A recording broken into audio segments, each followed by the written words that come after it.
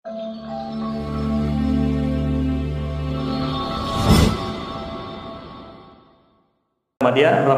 Nah, malam ini judulnya adalah 3 tanda orang bertakwa dalam Al-Quran. Ya, 3 tanda orang bertakwa. Sebagaimana firman Allah Subhanahu Wa Taala dalam Al-Quran, A'udzubillahi minasyaitonirrajim. Wasari'u ila maghfiratin min rabbikum wa jannatin 'arduha as-samawati wal ardh u'iddat lil muttaqin alladzina yunfiquna fis sarra'i wad dharra'i wal qadhimina al ghaidh wal 'afina 'anil nas. Jadi telu tanran atau meto matepo meto ilo Allah Taala nomor sidi alladzina yunfiquna fis sarra' wad dharra. Tau angkat balance orang parana baik di waktu sempit maupun di waktu lapang, baik di waktu macipina maupun di waktu masagenana. Kalau saya tanya, kira-kira Pak angkat tu biasa sama kedai apa ya melo mas sumbang masagena Pak, ya pomelo apa buka masagena Pak. Sebenarnya lebih sulit itu lebih masuk sei dari kumai gadoita apa kilo mas sumbang maka demagai. Contoh angka doita 100 sebu di dompet tak 100 sebu doita di 52 100 ribu tepang kata melo sumbangan. Kira-kira iku masumbang ki siaga tas sumbangan. Nah 2 lampa 50 pada yang ke 50. Mungkin kita akan bersedekah tak ada dewas sumbangan di silampa. Berarti ya sumbangan ni 50 sebu. Iku 100 sebu di tak na ya sumbangan ni 50 sebu berarti siaga persen mesu ya 50%, ya kan? Berarti 50% angka na euro doi tak masuk. Tapi contoh, angka doi tak sit di miliar. Ya ke 50% na sit di miliar siaga 500 juta. Angka doi tak kau bangi sit di miliar. Tiba-tiba angka pengurusun na Jamiatul Hiriah melo sumbangan.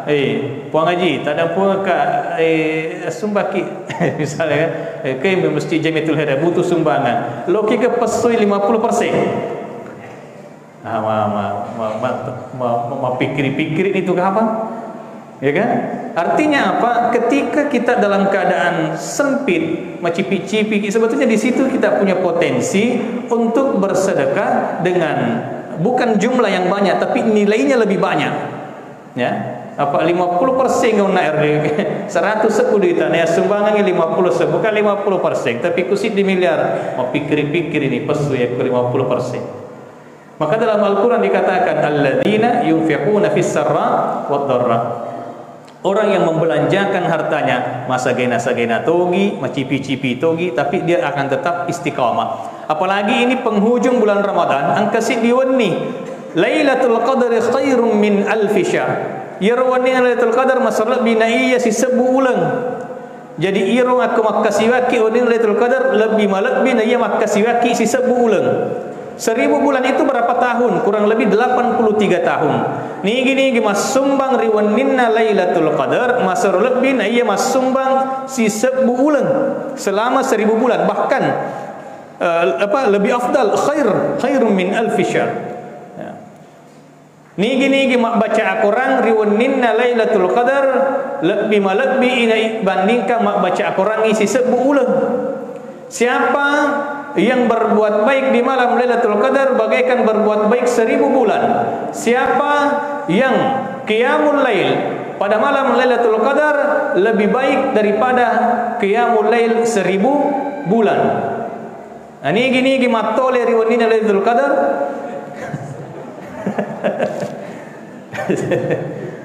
Ani gini mak gosip. Wanina Lailatul Qadar. Jadi Lailatul Qadar khairum min alf syahr. Nah, bagaimana cara mendapatkan Lailatul Qadar ini? Di 10 malam terakhir ini jangan pernah terlewatkan untuk tidak berbuat amal sedikit pun. Contoh, ya kong kadai tak sit di juta, engkong kadai tak sit di juta, tak cicil-cicil itu tungka wani 100 sebu, besok 100, besok 100, besok 100, insyaallah pasti dapat. Pasti dapat. Jadi jangan pernah lewatkan di 10 malam terakhir itu tanpa berbuat baik, tanpa membaca Al-Quran, tanpa bersedekah. Selama 10 terakhir itu insya Allah pasti kita akan dapat ya.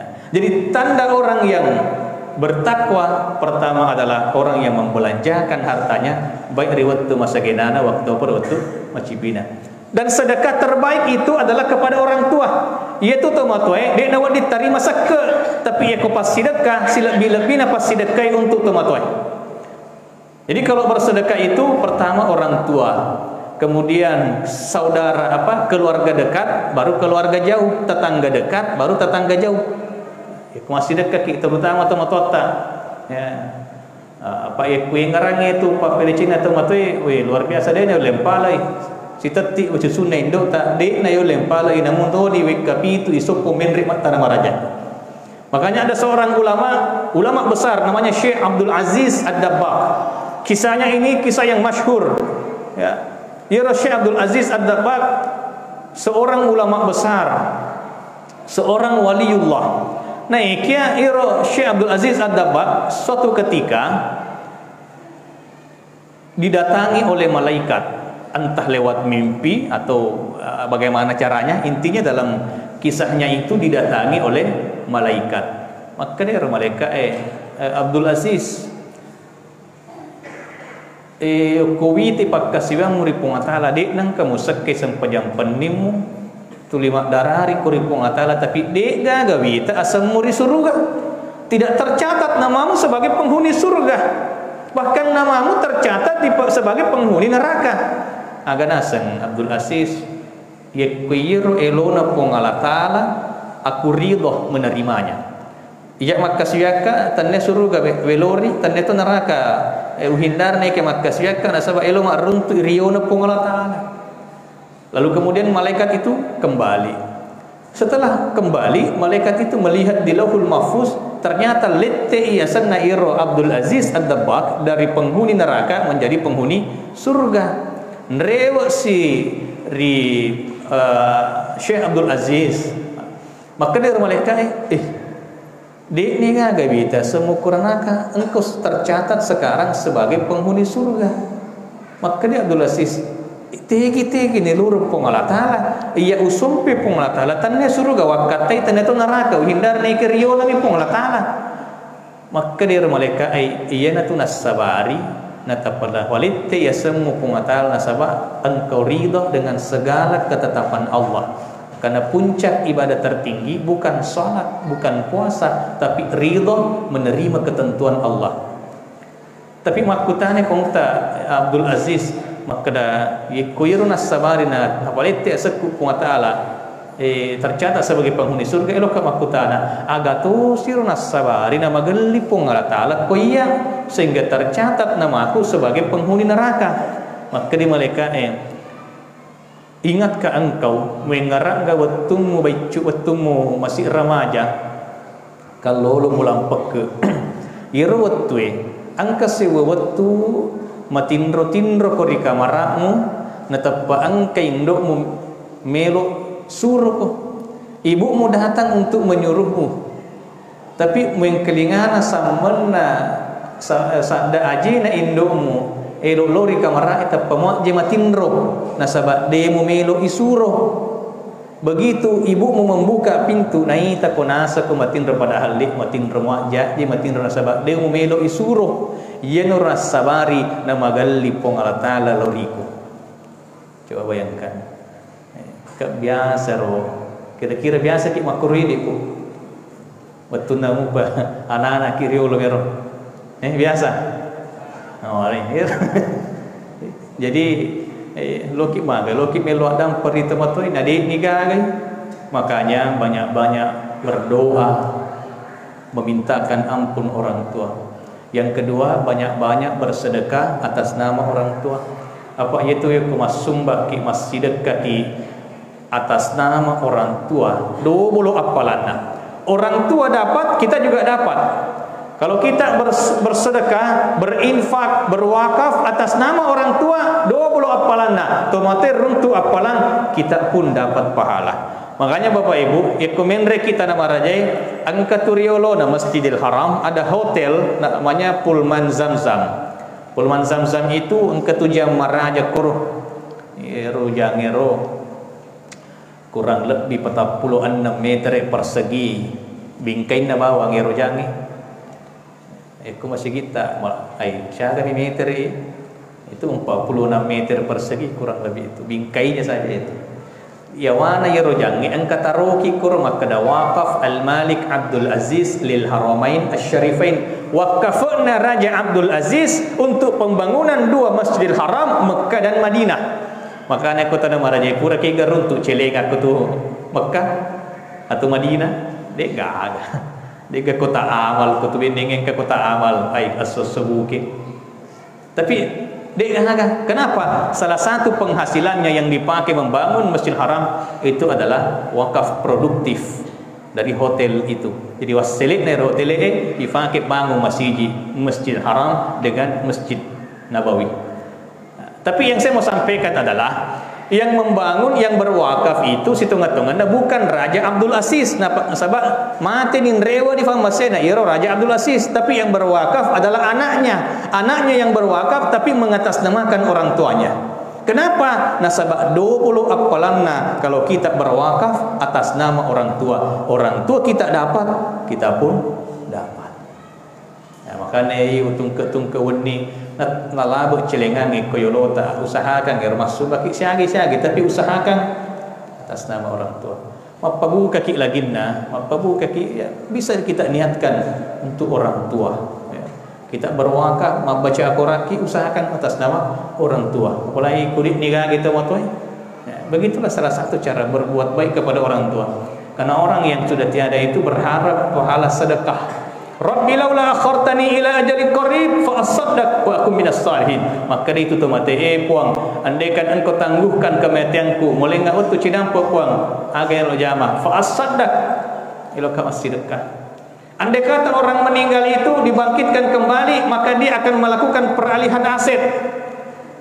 Orang peraku wakafukeun ieu tanahku aku. Itu yang akan dilakukan oleh orang yang sudah mati. Ustaz, yang mana bagus? Sedekah diam-diam atau sedekah terang-terangan? Tega makanja mana? Sedekah diam-diam untuk menghindari sifat ria, bagus. Sedekah terang-terangan, bagus untuk memotivasi orang lain. Jadi dia enggak masalah. Mau sedekah diam-diam, mau sedekah terang-terangan. Yang tidak baik diam-diam tidak sedekah. Nah, ini menjadi masalah. Yang merusak sedekah itu adalah menyebut-nyebut sedekah kita. La tubtilu sadaqatikum bil manni. Jangan engkau merusak pahala sedekahmu dengan menyebut-nyebutnya. Maka dai kita gero wajunna ustaz sina pakai ya tu malang ya rosongko na Pak Imam. Iya masih sedekah ni waktu na mati nenekku. Itu ni biasa Pak kan ini ada sedekah. Biasa kan kong katomate na seng angkat tu lipat putih na nenek nak pakai lepu magai alengi Pak Imam angker nak pakai lepu lo Pak Imam ada yang pakai Pak Imam itu yang baik itu justru angkat tu lipat kola mari merek nak gajah duduk merek dah wadimor ia orang lagi Pak Imam kapo mau cakna ikut itu nak pakai Pak Imam tungke nak pakai Pak Imam masam pajan ia otomatis runtuh apalang yeko anak pona na nia ke ngifas sedekah untuk orang yang meninggal. Jadi ajak ner maka dia nak pakai lepung dia kalau pakai itu kadang-kadang tu wajun net. Jadi yang sampai ke orang mati adalah pahala sedekah. Nah, ada juga Pak ini sedekah yang luar biasa, sedekah memberi makan. Aku memberi makan, contoh ada orang saleh, ada ulama datang ke kampung tak, misalnya Ustaz Andika datang ini, Pak Siwuni Tommy, berlomba-lomba kasih makan, sedekah makanan namanya. Kenapa? Kalau sedekah makanan itu akan masuk dalam tubuh orang itu dan akan menjadi darah daging. Jadi tungke mapan sempajang Ustaz Andika matu runtuki apalang itu mapan re. Jadi ini kena malu pandai matu. Layani memang dengan baik kau perlu agak puji kau makan di Ustaz Sandi kau puji mandai durian alinga durian puji mandai bukan alinga bukan karena itu akan menjadi darah daging Tapi jangan menyebut-nyebut. Kenapa? Karena ikhlas itu diam. Kalau banyak bicara, itu namanya iklan. Wabillahi taufiq wassalam. Assalamualaikum warahmatullahi wabarakatuh.